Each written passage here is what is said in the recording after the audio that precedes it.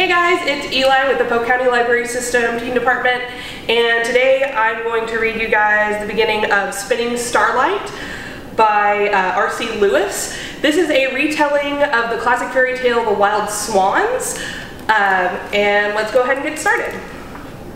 After 16 years, you'd think I'd be used to the incessant buzzing of vidcam swarming to chronicle every breath I take.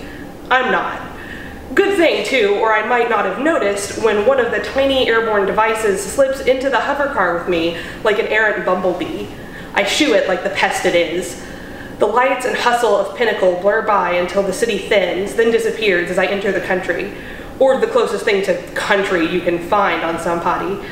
A small river winds through fields and woods extending for several miles, with no sign of any neighbors. The house greets me with a few warm lights along the front path. As nice as it is to be away from the noise of the city, the 2 seconds of silence as I open the door press in on me, twist in my ears. I hate the sound of an empty house. It isn't natural. "Welcome home, Liddy," the disembodied voice breaks the silence's hold, the same voice that's greeted me most of my life. Sometimes I wish it weren't the only voice greeting me now. "You've returned earlier than scheduled." It was like every other party, Dom. Loud music, too much lip gloss, and Reb Vester's existence. I got bored. Bored and tired of the weight of myriad eyes watching me, manifesting as an ache in my lower back. Or maybe that's just from these shoes. I kick them off and pull the pins from my hair before tapping a touchscreen to activate the wall screen in the main room. Pull up those news vids I was watching earlier. Resume playback. The first vid loads with a familiar face, CNS-skinned and dark-haired, like all us Jansen kids. And I settle on the couch to watch. I'm not sure why I bother. I could recite these start to finish. Among technologists more than twice his age, 11-year-old Durant Jansen presents his biometric exercise unit at the tech reveal today. Athletes from Promenade give the system high praise. Jansen twins Luco and Vic follow in their big brother's footsteps at this year's tech reveal, debuting a customizable pesticide. Ecologists on AirCare have already placed orders for 10,000 units. This year's tech reveal brought young Fabian Jansen and his domestic engineer and itinerary keeper. I wonder if Dominic ever feels all meta hearing about his program's debut. On and on they go. The first year, Anton presented the reveal, then the triplets. Merrick, Ciro, and Emil were only 10, so tiny next to the other technologists and already dubbing themselves the Jansen Triad. That was the first year after Mom and Dad's accident. The year everything changed. I watched more years, more tech reveals with all my brothers presenting inventions and innovations and upgrades. The narrative changes though, becoming less about the technology, more about my brothers themselves, more about me. Durant Jansen attends the opening of a new art exhibit on Yishu before returning for the tech reveal. Vic Jansen presents 2 different technologies before rushing off to the laser ball title match. No sign of the Jansen girl at this year's tech reveal. Lugo, will your sister be representing this year? Emil, when will your sister stop partying and take her place in the family business? Fabian, do you think your sister made a mistake leaving the majority of the company to the youngest of you? My brothers answer the same way every time, staunchly supporting me. I don't go to many parties. It just seems like I do because the media grubs follow my every move. I'm taking extra time because of the responsibility I bear. Our father knew exactly what he was doing, seeing how competitive my brothers were with each other, but how they all doted on me. When I turn 18 and take control of Jansen Technology Innovations, the boys will support me. It won't tear the family apart the way it would have if Dad had picked one of them to take his place. They say I'm the best of the Jansens, that everyone else will realize it soon. That's been the story since I was 6 years old. I only believed some of it, only the parts about my brothers. Somehow I have to make the rest of it come true. Turn it off, Dom. I get up and go into the adjoining room, the workshop that takes nearly half of the house's first floor. Plenty of space, but I stick to the bench in the corner that's always been mine. This room used to be so noisy and busy, with computers beeping and tools whirring, Dom interrupting to tell us we forgot lunch and that if we didn't eat, he'd cut power to the whole shop. Used to be right up until the last year when the Triad turned 18 and moved to the city, becoming full-time technologists for JTI like everyone else. The silence makes me itch. Dom, music. Genre? Whatever they're saying is the new thing on Yishu. Surprise me. A syncopated beat fills the room, followed by a point-counterpoint melody on electronic instruments engineered to sound like they're not electronic. Durant designed some of those. I wonder if this is one of the recordings he's done under a false name. Maybe I'll ask next time I talk to him. I fiddle with a few of the half-finished projects on my workbench for more than an hour, but it's no use. None of them are any good. Either they won't work or they're inferior knockoffs of the things my brothers came up with when they were half my age. I can't do it. Not when everyone's watching. Not when my picking the wrong skirt is cause for its own media cast. No tech reveal for me this year, I mutter. Again. The volume of the music cuts in half. Please repeat, Liddy. I wasn't talking to you, Dom. Check my message queue. What have I got? He rattles off media casts of my appearance at tonight's party, requests for interviews, invitations to parties and concerts and fashion shows. I cut him off in the middle of relaying that some senator's daughter from Netto wants me to go shopping with her. Nothing from the boys? No. It's been weeks since I've seen any of them. Enough to deepen the ache when everything is quiet. As much as I tell them they don't need to worry about me being on my own, they don't usually believe me for this long at a stretch. Not that it's a big deal. They're busy with work. I'll be part of it.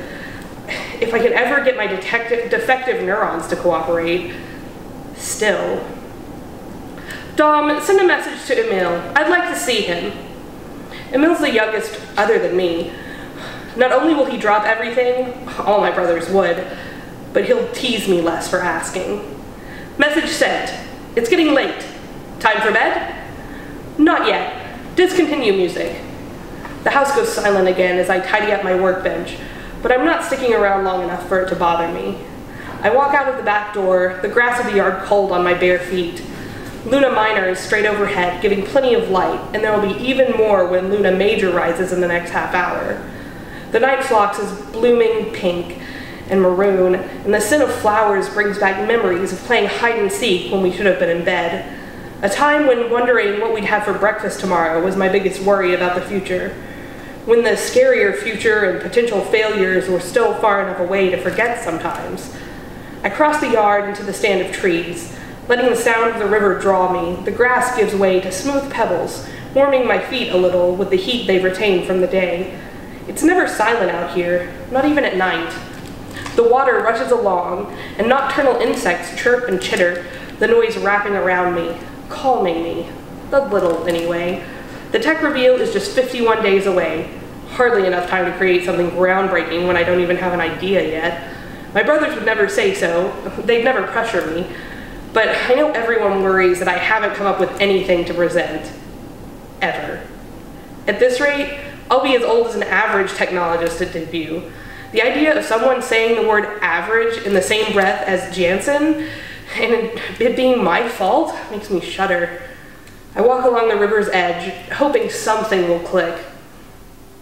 Maybe the ecologist on air care could use a less disruptive way to irrigate their agricultural zones. Maybe there's a way to help data flow more smoothly in the computer networks. Maybe the tiny moths fluttering by could serve as a model for better vidcams with less buzzing. Bad idea. The annoying buzzing lets me know the cams are watching me, which they always are. Everywhere but here, because Luco set up an interference field, like a bubble over the property, so they can't get through. Maybe I'll go to some of those events tomorrow, so everyone can keep thinking my busy social schedule is the real reason I haven't lived up to the Jansen name.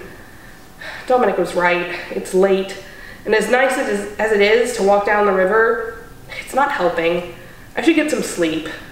That means getting back to the house. I've gone farther than I meant to, but at least a return trip means I'll be tired enough to fall right to sleep. Always a bright side. Except comfortable thoughts of my bed leach away in the not silence of the trees and river. Some noises are missing. Others don't belong, but I can't place them. A little closer to home, I figure it out. Voices. I didn't intend for Emil to drop everything this quickly, and he should know better. My feet slip on the bank's wet pebbles as I hurry to tell him off. Really, though, I'm hurrying to see him, so the telling off will have to be brief. A few steps later, I curl my toes onto the rocks. That's not my brother's voice. None of my brothers sound like that, gruff and sharp-edged, and the voices are too near me, too far from the house. If the media grubs have trespassed on the property, my brothers will kill them for crossing that final line, especially in the middle of the night. It's breaking the law. Instinct pulls me into a crouch, then I'm sliding up to the closest tree and straining my ears. Team 2, are you in position? Not a media grub. Then another voice, maybe over a live comm. My pounding heart obscures the words. Team 4, hold the perimeter. I don't like the sound of that. Another tree, a larger one, is nearby and closer to the voice. I creep over to it and peer around its trunk. 5 men, all in black, stand several yards away. Without the light from Luna Major, I might not see them in the darkness of the woods. They're carrying some kind of equipment and facing the house. 3 options present themselves. I can confront them, I can run, or I can wait and see what happens. Option 1 and 2 are no good. If I heard the voice right, at least 3 other teams lurk out there. I don't know enough. Option 3 it is. All teams, on my mark, go! The men race toward the house, dodging the remaining trees before cutting through the yard. It's hard to see, but it gets loud quick. A boom as they force open the door, maybe breaking it. Then gunshots. Guns. Charge bullets flying in my home, where I should have fallen asleep more than an hour ago. I brace myself against the trunk and force my legs to straighten out of my crouch. The bark scrapes my palms. Everything shakes. Boys, what do I do? Why aren't you here? Why couldn't even one of you be here? A few more shouts, then an unmissable shout from somewhere inside the house. Find her! I'm running before the words fade from my ears. The other teams could be anywhere. I don't know where their perimeter is, the edge of the property or closer in, but I run anyway. I run back along the river, back to where the trees beyond the banks are thicker. Faint sounds follow. Then not so faint shouts of this way, move it, and box her in downriver. Boxed in. I picked the wrong direction. The river bends up ahead. If they're positioned right, they'll have me cornered. The trees to my right block my view of anything useful, but across the river to my left is one of the clearings where the boys and I used to play. Something there catches my eye, and I slow enough to look through the darkness. A lone, shadowy figure stands out in the middle of the clearing, waving to me. He's familiar. One of the twins, either Luca or Vic, I can't tell from this distance. I don't dare call out, and he must not either, because he just beckons to me. Across the river, it's small enough, as rivers go, but my brothers always forbade me from setting foot in this part. During the hottest summer days, we swam in a slower stretch upstream. The gunmen are getting closer, either in my imagination or in reality. Doesn't much matter which. I wade in, cold water shocking my feet, the silty bottom squishing under my toes. The force of the current on top of my ankles, then calves, then knees, threatens to push me over and sweep me along, but I fight. As I step toward the middle, the ground drops from beneath me and water rushes up past my chest. I cry out briefly before clamping my mouth shut. Luca or Vic might hear, and I know I need help, but so might the gunman. I have no purchase, no traction, and I'm carried several yards downstream. I stop fighting it and just try to make progress toward the opposite bank. A quick glance along the path of the river reveals just what I need. The dark shadow of an old log stretching halfway across. I brace myself and grab hold, the bark cutting into my hands and arms, but I don't lose my grip. It's enough that I can pull myself along the length of it until my feet are under me again. My soaked skirt and top cling to me as I climb out of the river, the light breeze chilling every inch of my skin. It doesn't matter. I doubt the river is enough to stop the men after me, whoever they are, and I'll warm up soon enough. I force myself up the bank into the clearing and look for my brother.